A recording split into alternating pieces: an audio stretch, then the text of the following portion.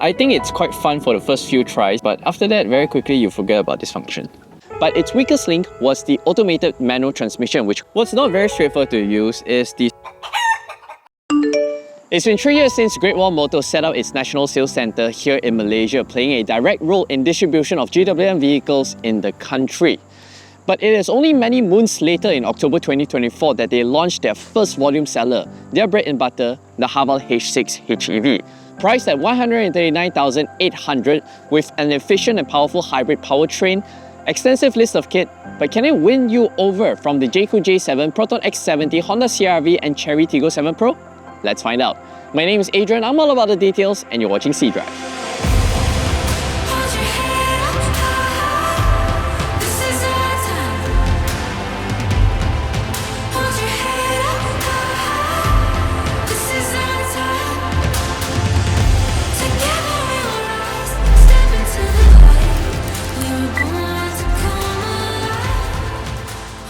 GWM's most recent history in Malaysia dates back to June 2014 with the Haval M4, known for its affordability, great value for money, generous features, comfortable ride, but its weakest link was the automated manual transmission, which contributed to poor fuel consumption and jerky ride. Fast forward to 10 years later with the Haval H6 HEV, it retains all of those core values, being great value for money, advanced features, a comfortable ride, but most importantly, now complete with a powerful, smooth, efficient and reliable hybrid powertrain. GWM does their own platform and powertrain R&D all done in-house, which is why they are so confident offering a 10-year or 1 million kilometer warranty for the engine and hybrid battery, which are transferable to the next owner. Now to date, GWM Malaysia has done a few exercises to prove the Haval H6 HEV's reliability and efficiency, holding the ASEAN records for the longest verified range of 1,242 kilometers on a single tank of fuel based on real-world driving conditions, as well as running around a roundabout for 3,000 laps non-stop for 24 hours in their fuel efficiency ultimate challenge, achieving 1,031 kilometers in the process. Why all of these are important? Because the H6 has the largest footprint, 2,738 millimeters of wheelbase, as well as being the heaviest among the lot, tipping the scale at 1,720 kilograms curb weight, barring only the Jayco J7 PHEV. The H6 rolls on 19-inch alloys with a tyre profile of 225/55 R19s, and it comes with Hankook Ventus S1 Evo 3 SUV tyres as standard fitment from the factory. Now, Hankook's, they are a global OE supplier for GWM. Now, these are sports touring tyres, presumably to tame the 530 Nm of torque in the Haval H6 HEV, but I want to draw your attention to the tread wear. It has a tread wear rating of 220, meaning that it will wear out a little bit quicker compared to others. For tread wear rating, the higher the number, the more resistant it is to tyre wear. But of course, this is depending on your driving habits, driving styles, surface, temperature, climate, tyre maintenance, etc, etc. But the baseline is that the Hankook's has a lower tread wear count to begin with, say compared to a Bridgestone Alenza 001 of 300, Continental UX7 of 420 and Michelin Primacy SUV Plus of 440. The H6 has keyless entry on both the driver and passenger side doors, but it's a proximity sensor, so you have to place your hands here to be able to unlock. Boot space opens up to 560 litres, second to only the class leader, the Honda CR-V. And you are able to very easily fit in a check-in size suitcase as well as a carry-on bag with plenty of room to spare. Now, if you notice, underneath the false boot floor, there's actually no other compartments. That's where it houses the 12-volt battery. However, you get some storage spaces over to the left and right side of the boot.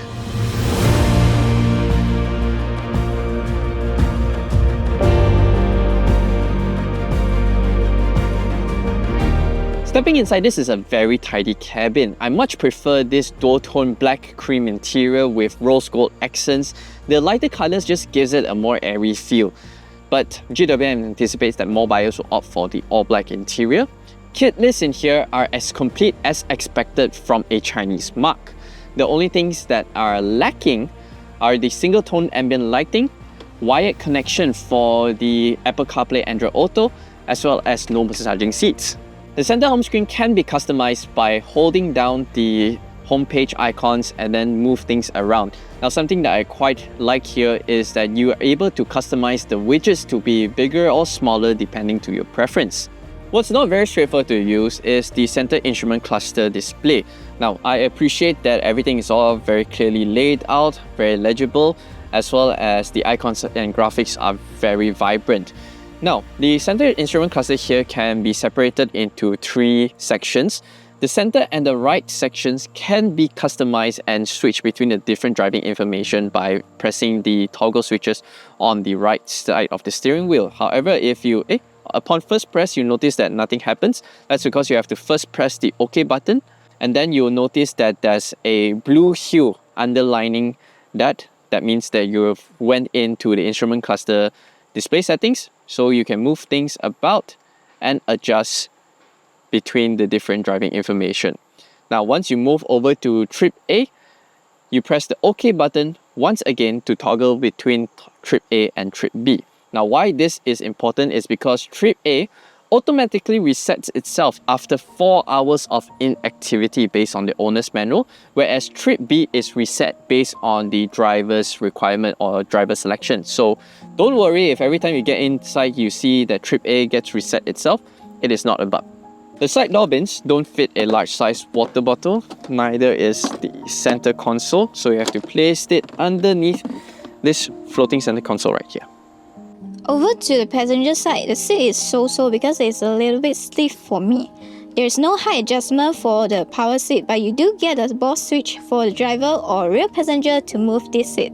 Glove box is a conventional latch and the main storage spaces are below the center console here. Charging out your devices, there is a wireless charging tray or USB Type-A from the driver's side. Passenger side is for Apple CarPlay connectivity. During left-hand drive conversion, they did not switch around the ports. Alternatively, you can run 2 Type-A cables from the rear, and I also like that there is a USB Type-A port behind the rear view mirror to plug in your dashcam. But there are no Type-C ports anywhere in the H6, so you don't get fast charging capabilities here. Vanity mirror has yellow halogen lights. Although it has the longest wheelbase in class, but it does not translate to the most spacious rear seats. I have the front seat adjusted to my usual driving position. I'm 175 cm tall. I have about 3 pickles balls worth of knee room. Space in the footwell is aplenty. I have very good thigh support and there's a center armrest right here. However, the only caveat is that the rear bench do not have a recline angle adjustment. I myself personally find that on long distance drives, this is a little bit too upright for me, but my videographer behind the camera thinks that it's perfectly fine for him. So yeah, to each their own. Parents with children will be able to safely secure their kids on the 2 outer seats of the rear bench here with the ISOFIX mounting points. Dancing underneath the endless sky, all the colors they could. The H6 comes with 4 driving modes: Normal, Eco, Sport and Snow, which alters the engine characteristics. Now, curiously, in this family hybrid powered SUV, has a launch control function which really showcases the instantaneous torque from a standstill in the electric motors. I think it's quite fun for the first few tries hearing the tire squealing in protest, but after that, very quickly you forget about this function. In the city, I'll alternate between Eco and Normal mode more frequently. Eco is for everyday driving, when I'm stuck in traffic, slow moving traffic, when I'm not in a hurry. Now, this maximizes the hybrid powertrain's efficiency, giving me the best fuel consumption characteristics. Plus, when you're setting off in the Haval H6 HEV, the electric motors on its own itself, it's able to provide 300 Newton meters of torque, which is plentiful for just everyday driving use cases. I don't feel that the car's underpowered. One unique feature in the H6 HEV is that this is the only parallel hybrid system that comes with single pedal driving, which is able to bring the car to a complete stop, just like in full-fledged EVs.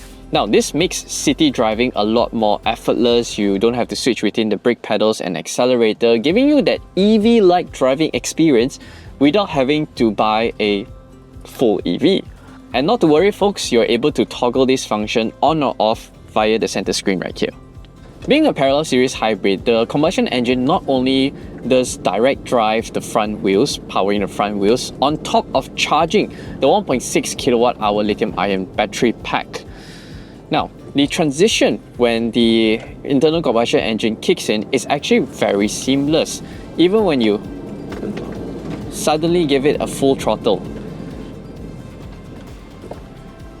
And in eco mode, the combustion engine will stay asleep for as long as possible until the battery runs low on juice.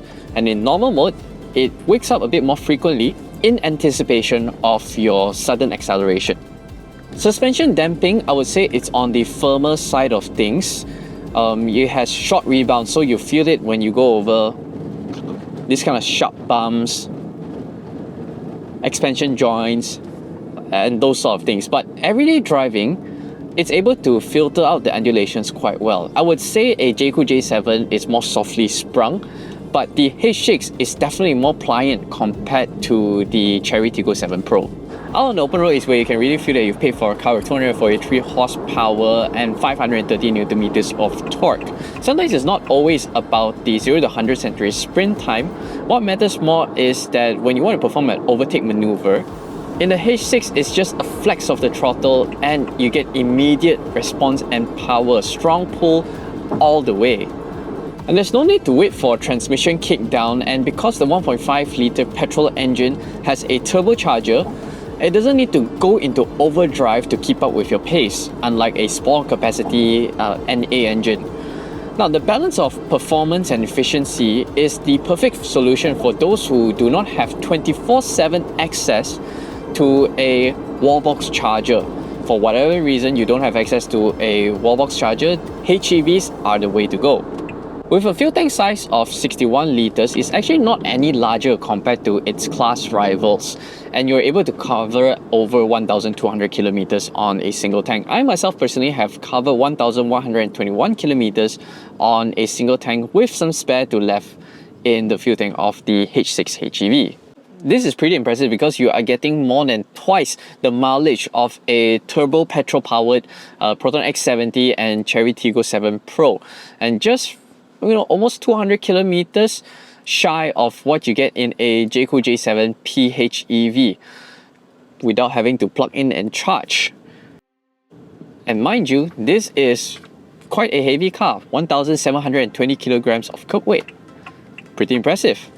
Out on the highway, you definitely feel the H6 weight, especially when you're throwing it into a corner, whereby you have to just be very gentle in your steering inputs and guide the car around the bends.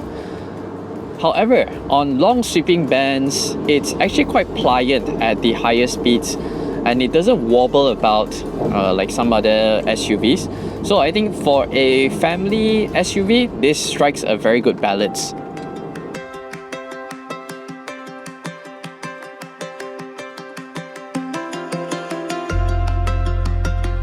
All things considered, HEVs are a fantastic choice for those who want to achieve great fuel efficiency without the need of plugging in. You see, plug-in hybrids only make sense if you can keep them plugged in. If you constantly and solely rely on the combustion engine to charge a plug-in hybrid's battery, you will definitely run into battery health issues down the road. Which is why I say HEVs makes a lot of sense for those who do not have convenient access to a wallbox charger. Just fill up and enjoy the performance and efficiency. The Haval H6 HEV is an incredible value proposition, priced at $139,800. It just screams value proposition, undercutting even the Corolla Cross HEV and HRV eHEV in price, yet offers the most mileage per ringgit for a car of its size. So it really is the biggest bang for your buck. So the next time you're out comparing other C-segment SUVs in the 150,000 ringgit price point, make sure you remember all the intricate details of the Haval H6 HEV from my video and see how those cars stacks up against this fuel-saving SUV. My name's Adrian, thanks for watching, and make sure to subscribe to my YouTube channel for more detailed videos like this. Bye-bye.